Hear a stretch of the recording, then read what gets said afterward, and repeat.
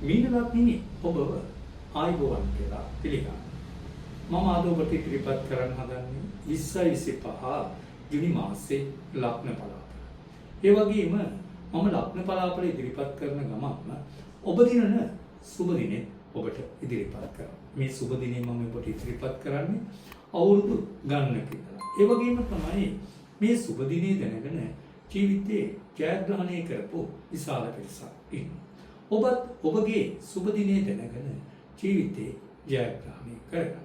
ඒ වගේම තමයි අසුබ දිනත් ඉදිරිපත් කරනවා මේ මාසේ. අසුබ දින දැනගෙන ඔබේ ඉදිරි ගමනට බාධාවක් වන සිදුවීම් වළක්වා ගන්න කියලා කියන්නේ. මේ ලග්නමේ ඔබට මේ ජුනි මාසයේ සුබ දින 4ක් තියෙනවා. 5, 12, 13, 18 කියන්නේ මේ මාසේ ඔබට සුබ දින 4ක් වෙනවා. මේ සුබ දින වලින් ඔබේ සුබ දිනය හරියටම, ඒ කියන්නේ ඔබ දිනන සුබ දිනය හරියටම දැනගන්න කැමති නම් ඉසුරු ලංකා YouTube නාලිකාවට ඔබගේ උපන් දිනය, ලග්නය නැකත එවන්න. ඔබ දිනන සුබ දිනය මම හරියටම එවන්න. ඔබ දිනන සුබ දිනය දැනගෙන ජීවිතේම ජයග්‍රහණය කරගන්න. මම ඔබට එහෙම කියන්නේ මේ සුබ දිනේ නොසිතූ ධනලාභ, මැණික් වාසනා, ලොතරැයි වාසනා ලැබීමේ වාසනාව හිමි තියෙන විශේෂයෙන්ම ජෝතිෂ සිද්ධාන්ත අනුව තෝරාගත් දිනයක් වෙනවා. ඒක නිසා ඔබගේ සුබ දිනය දැනගෙන මුළු ජීවිතේම ජයග්‍රහණය කරගන්න කියලා කියන්න ඕනේ. ඒ වගේම මේ මාසේ ඔබට අසුබ දින 3ක් තියෙනවා. 7, 8, 9 කියන්නේ ඔබට ගොඩක් අසුබ දින 3ක් වෙනවා. විශේෂයෙන්ම කියනවා නම් සතුරු කරදර ඇතිවීමේ ඉඩකඩ වැඩි වගේම ඔබ යම්කිසි ප්‍රශ්නයකදී නඩු හබයකදී වගේ පැටලලා ඉන්නවා නම් ගොඩක් ප්‍රවේශමෙන් කටයුතු කරන්න. ඒ කියන්නේ මේ දිනවලදී ඔබ නොකරපු වරදවල් වලට නත් පැටලෙන්න ඉඩකඩ තියෙනවා. ඒ වගේම තමයි ඔබ යම්කිසි වැරද්දකට පටලවාගෙන ඔබගේ කීර්තිනාමය, ගෞරවය විනාශ කරන්න පුළුවන් දින 3ක් වෙනවා. ඒක නිසා ඔබ මේ අසුබ දින 3 ගැනත් විශේෂ අවධානයෙන් කටයුතු කරන්න ඕනේ. ඒ වගේම මේ මාසය ගැන බැලුවාම ඔබට මේ මාසයේ ග්‍රහගෝචර තත්ත්වය නම් යහපත් කියලා කියන්න ඕනේ. ලග්න ස්ථානයේ සෙනසුරුද, දෙවැන්නේ සිකුරුද, රවි බුධහා දෙවැන්නේද, හතරවැන්නේ ගුරුද, පස්වැන්නේ කුජද, හයවැන්නේ කේතුද, රාහු 12 වැන්නේද ග්‍රහගෝචර තත්ත්වයෙන් තමයි මේ මාසේ ආරම්භ වෙන්නේ. සමහර වෙලාවට මම මේ හඳහන කියන ඔබ මේ වීඩියෝ එක බලන වෙලාවේදී හිතේ දුක තද කරගෙන ඉන්න වෙලාවක් වෙන්න පුළුවන්.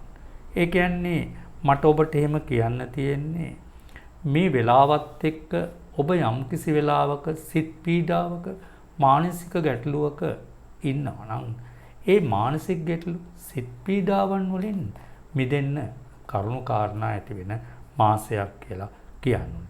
මම ඔබට එහෙම කියන්නේ ඔබ ඇත්තටම හිතේ දුක දරාගෙන ඉන්න කෙනෙක් වෙන්න පුළුවන්. හැබැයි ඔබේ හිතේ තියෙන දුක ඔබ කාටවත් පෙන්වන්න නැතුව හිනහ වෙලා ඉන්නව වෙන්නත් පුළුවන්.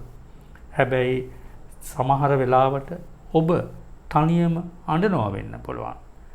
හැබැයි මට ඔබට විශ්වාසයෙන් කියන්න තියෙන්නේ ඔබ යම්කිසි ප්‍රශ්නයක් නිසා ඇඬුවා නම්, කඳුලකින් කඳුළු වැටුණා නම් ඒ කඳුලට ඔබට සාධාරණේ ඉෂ්ට වෙන කාලයක් වෙනවා. කියන්නේ ඔබේ බලාපොරොත්තු ඉෂ්ට වෙනවා වගේම ඔබට යම් අසාධාරණයක්, ප්‍රශ්නයක් ඇති වෙලා තිබුණා ඒ ප්‍රශ්නෙන් මිදෙන්න කරුණු කාරණා ඇති වෙන කාලවකවානුවක් කියලා කියනවා. ඒ කියන්නේ ඔබව කාටවත් ඉදිරියේදී රවට්ටන්නවත් වරද්දන්නවත් බැරි කාලයක් උදා වෙනවා කියලා. ඒ කියන්නේ දැන් ඔබ ඔබේ කඳුළු පිස දාන්න, සිනාපිරි මුවින් ඔබ හිතන්න මගේ සුබ කාලය ඇවිල්ලා තියෙන්නේ කියලා. ඒ කියන්නේ ඔබේ මේ සුබ කාලවකවානුවේදී ඔබ ශක්තිමත් වෙන්න ඕනේ. මම ඔබට මුලදිත් කිව්වා ජීවිතේට ඔබට ලැබෙන හොඳ අවස්ථාවක් වෙනවා.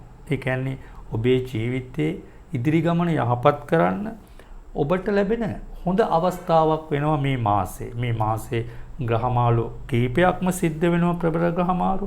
මේ ප්‍රබල ග්‍රහමාරු ඔබට ගොඩක් යහපත් වෙන ග්‍රහමාරු බවත් කියන්න ඕනේ.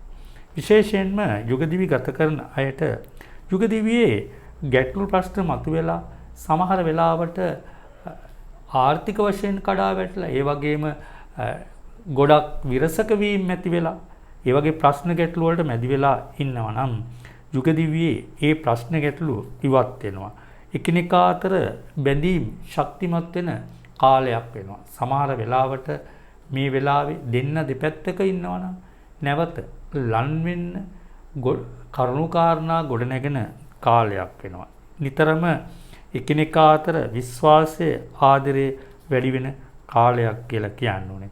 ඒ කියන්නේ යුගදිවියේ සතුට විඳින්න පුළුවන් සුබ කාලයක් වෙනවා. ඒ වගේම යුගදිවියේ සතුටෙන් ඉන්න අයට තව තවත් සතුටින් ආදරෙන් ලන් වෙලා ඒ වගේම ඔබ කොයි හරි ගමනක් බිමනක් විනෝදචාරිකාවක් යන්න බලාපොරොත්තුවෙන් ඉන්නවනේ ඒ බලාපොරොත්තුත් ඉටු වෙන කාලවකවානුවක් වෙනවා. සමහර වෙලාවට පවුලේ සහෝදර සහෝදරයන් සමග මතභේද ගැටලු ඇති වෙලා තිබුණා ඒ ප්‍රශ්න සමතයටපත් වෙන කාලයක් වෙනවා. ඔබට ඔවුන්ගෙන් උදව් උපකාර ලැබෙන කාලවකවානුවක් වෙනවා. ඒ වගේම ඔබටත් ඔවුන්ට උදව් උපකාර කරන්න හැකියාව වගේම සිත් යොමු වෙන කාලයක් වෙනවා. ඒ විතරක් නෙමේ ඉඩකඩම් මාරවුලක් තිබුණා නම් විශේෂයෙන්ම ඥාතීන් අතර ඒ ප්‍රශ්න විසඳී යනවා. ඒ කියන්නේ ඒ ප්‍රශ්න සමතයටපත් වෙලා ඔබට සාධාරණයක් ඉෂ්ට වෙන කාලයක් වෙනවා. ඒ විතරක් නෙමේ ඔබට දෙමව්පියන්ගේ උරුමකම් හිමිකම් ලැබීමේ වාසනාව වැඩි කාලයක් වෙනවා. සමහර වෙලාවට ඔබ දෙමව්පියන්ගෙන් යම්කිසි උරුමකමක් ඔබට ලැබෙන්න තිබිලා ඒ ගැන ඔබට සැකයක් අවිශ්වාසයක් තිබුණා නම් ඒ සැකේ අවිශ්වාසය ඉවත් වෙලා ඒ උරුමකම් හිමිකම් ඔබට ලැබෙන කාලයක් වෙනවා.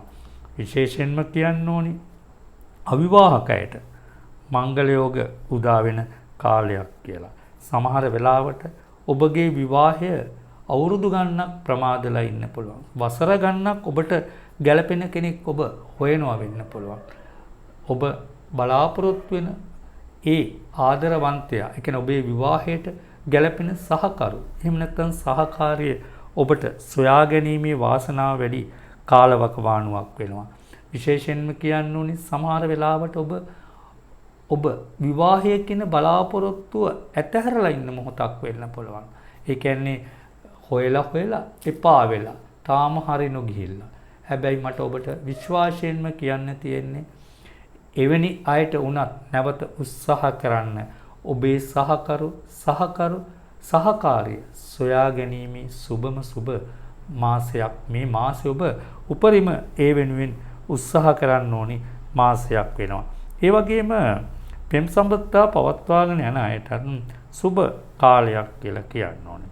ඒ කියන්නේ සුබ කාලයක් කියලා කියන්නේ ඔබ යම්කිසි කෙනෙක්ගෙන් ආදරයක් බලාපොරොත්තු වෙනවනම් ඒ ආදරය දිනා ගැනීමට සුබ කාලයක් වෙනවා. සමහරට ඔබගේ කෙනෙක්ගේ ආදරයක් බලාපොරොත්තුෙන් ඔබ තාම ඇහුවේ නැතුව වෙන්න පුළුවන්. ඔබ තාම බලාපොරොත්තුෙන් ඉන්න පුළුවන්. නමුත් මට ඔබට කියන්න තියෙන්නේ ඔබගේ ආදරය ඔබ කියන්න. ඔබට ඒ ආදරේ ලැබෙනවා. එවැනි සුබ කාලවකවානුවක් කියලා කියන්න. ඒ විතරක් නෙමේ ඔබට අලුතෙන් මිතුරියන් වැඩිපුර ඇසුරට ලන් වෙන කාලයක් එනවා. ඔවුන්ගෙන් ඔබට උදව් උපකාර ඒ වගේම ඉදිරි ගමනට විශේෂ උදව් ලැබෙන කාලයක් කියලා කියන්න ඕනේ. ව්‍යාපාර කටයුතු වල යෙදෙන අයට යම්කිසි වෙලාවක පසුගිය කාලවකවානුවත් එක්ක ව්‍යාපාර වලට කරදර බාධා ඇති වෙලා එහෙම නැත්නම් කඩා වැටලා තිබුණා නම් ඒ ව්‍යාපාර නැවත දියුණු කර ගැනීමට හැකියාව ලැබෙනවා. මොකද ඔබට අලුත් සැලසුම් අරමුණු ඉටු කර ගැනීමේ වාසනාව වැඩි කාලවකවානුවක් නිසා. ඒක නිසා ඔබේ ව්‍යාපාර කටයුතු ක්‍රමක්‍රමයෙන් වැඩි දියුණු කර ගැනීමට හැකියාව ලැබෙනවා. ඒ විතරක් නෙමේ ඔබ රැකියාවක් බලාපොරොත්තුවෙන් ඉන්නවනේ.